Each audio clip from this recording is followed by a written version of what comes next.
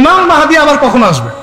আমরা তো বুঝলাম ইমাম মাহদী আসবেন, তারপরে দাজ্জাল, তারপরে ঈসা আলাইহিস সালাম, তারপরে খেলাফা, এই তো। ইমাম মাহদী আবার কখন? আমাদের বুয়েটের মাহদী বের হয়, পাঞ্জাব থেকে মাহদী বের হয়, হ্যাঁ, বাংলাদেশের ওই কোনায় মাহদী বের হয়, সৌদি আরব থেকে ওই কোনা থেকে মাহদী বের হয়, হয় না? খুব ভালো করে মনে রাখবেন, যতক্ষণ এই বিশ্বে একটা মালহামা না হচ্ছে মাহদী আসছেন না। কথা কি? এই বিশ্বে যতক্ষণ একটা মালহামা না হচ্ছে মাহদী আসছেন না। তিনি আসবেন ফাতিমা রাদিয়াল্লাহু আনহার বংশ থেকে। কোন বংশ? তার আসল নাম মুহাম্মদ। কি নাম? তার নাক উঁচু, নাক একদম উঁচু, খাড়া, কপাল চওড়া, চেহারার গড়নটা আমাদের নবী সাল্লাল্লাহু আলাইহি ওয়াসাল্লাম। তার বাবার নাম হবে আব্দুল্লাহ, তার মায়ের নাম হবে আমিনা। তিনি দায়িত্ব নিতে চাইবেন না, তিনি দায়িত্ব নিতে চাইবেন না। তিনি দায়িত্ব না নেওয়ার জন্য মদিনা থেকে পালিয়ে মক্কায় চলে আসবেন। ভয়ে আমাকে দায়িত্ব দিও না, এই ভয়। ও তিনি আরবি ভাষায় কথা বলবেন, বাংলা ভাষায় না। এখনকার মাহাদিরা পাঞ্জাবি ভাষায়, বাংলা ভাষায় কথা বলে, ঠিক আছে? এবং এই কাবা ঘর যেটা আমরা তাওয়াফ করি, এখানে যে হাজার আসওয়াদ আছে না, আর এই যে হাজার আসওয়াদ আর মাকাম ইব্রাহিম, এই দুটো জায়গার মাঝামাঝি মানুষ তাকে চিনে ফেলবে, এই তো মাহদী। তার হাতে মানুষ বয়াত নিবে 313 জন। কতজন? ওই তালুত বাহিনীটা 313, বদরও 313, এখানেও 313। এবার শুরু হবে আসন খেল। এবার প্রথমে ওই আরবেরই একটা গোত্র বনু কালব। কোন গোত্র? এই বনু কালব এই ইমাম মাহদীর বিরুদ্ধে যুদ্ধ করবে, আর মাহদী যুদ্ধে জয়লাভ করবেন ইনশাআল্লাহ।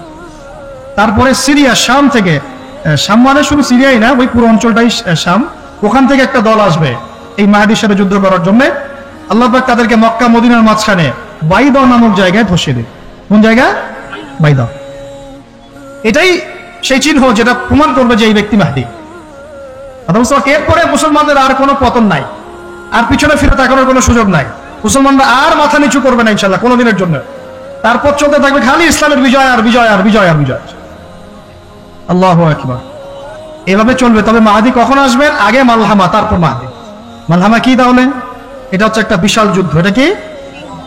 কেমন যুদ্ধ? নবীজি বলেছেন, এই রোমকরা, ইউরোপিয়ানরা তোমাদের সাথে অচিরেই চুক্তি ভঙ্গ করবে এবং 80টা পতাকা নিয়ে তোমাদের বিরুদ্ধে ওরা যুদ্ধ করবে।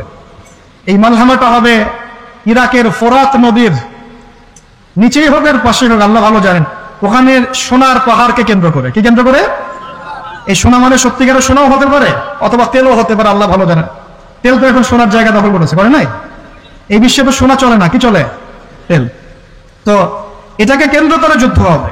নবীজি বলেছেন ওই যুদ্ধে এত ভয়াবহ হবে যে 100 জন যোদ্ধার মধ্যে 99 জনই মারা যাবে না। একটু মাথা কাটান যে এমন কোন যুদ্ধ কি হয়েছে পৃথিবীতে যেটাতে 100 জনের মধ্যে 99% মারা গেছে? তার মানে এটা হয়নি এখনো। আর একটা যুদ্ধে এত % মানুষ কিভাবে মরতে পারে? যদি সেটা ঢাল তলোয়ারের যুদ্ধ হবে, কি মরতে পারে? নিশ্চয়ই এমন কোন অস্ত্র সেখানে প্রয়োগ করা হবে যাতে একাধারে অনেক মানুষ তাড়াতাড়ি মারে। এটা এই অস্ত্র এখনকার যুগের কি অস্ত্র? নিউক্লিয়ার ওয়েপন্স হতে পারে, হতে পারে যদি এই যুগে সেটা হয়। আর যদি আল্লাহ পাক এটাকে আবার পূর্বের অবস্থায় নিয়ে যান, সেটাও হতে পারে, আল্লাহ ভালো জানেন। আমরা এটাকে ইন্টারপ্রিটেশন বলছি, এটা সঠিক হতে পারে, বেঠিক হতে পারে, অ্যাটলিস্ট একটা ধারণা তো পাচ্ছি। তারপর এই ইউফ্রেটিস নদীর এই সোনার পাহাড়কে কেন্দ্র করে এটা ঘটনা করে আল্লাহ নবী আরো বলেছেন সাল্লাল্লাহু আলাইহি ওয়াসাল্লাম, মুসলমানরা, আমাদের কথা বলছি, মুসলমানরা তোমরা যেন সেখানে হাতও না বাড়াও, কোন মুসলমান যেন ওই সোনায় হাতও না বাড়ায়, মানে ওই দিক থেকে আমরা যেন সম্পূর্ণ মুক্ত থাকি, ওরা মারামারি করে শেষ হয়ে যায়। বিশ্বটা হয়তো সংক্ষিপ্ত হয়ে আসতে পারে যদি এরকম কোনো ম্যাসিভ নিউক্লিয়ার যুদ্ধ হয়ে যায়, যেটার আশঙ্কা অনেকেই করেন। মিলিটারি অ্যাফেয়ার্স যারা পড়েন তারা করেন, পলিটিক্স যারা করেন তারা করেন। এবং এই জায়নিস্টরা চাচ্ছে, এই জায়নিস্টরা খুব করে চাচ্ছে বিশ্বে এমন একটা যুদ্ধ লাগুক।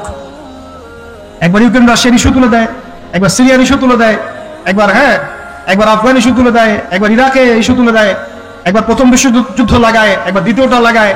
ওরা খুব করে যাচ্ছে যেন আরো একটা লাগে। এবার যদি লাগে তাহলে এটা কনভেনশনাল যুদ্ধ হবে না, এটা দেখবেন একটা নিউক্লিয়ার যুদ্ধ হয়ে গেছে। সেটা হয়ে গেলে ওয়ার্ল্ডের আয়তন আর এমন থাকবে কিনা আল্লাহ ভালো জানে। এগুলো ভাবতে হবে, আমাদের করণীয় ফিক্স করতে হবে।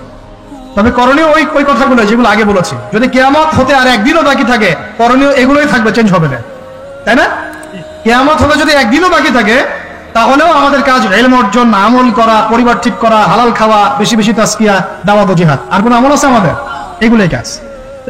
এগুলো হচ্ছে বিশ্বের ভবিষ্যৎ। আল্লাহ রাব্বুল আলামিন আমাদের সবাইকে এই বিষয়গুলোর জন্য প্রস্তুত থাকার তৌফিক দান করুন।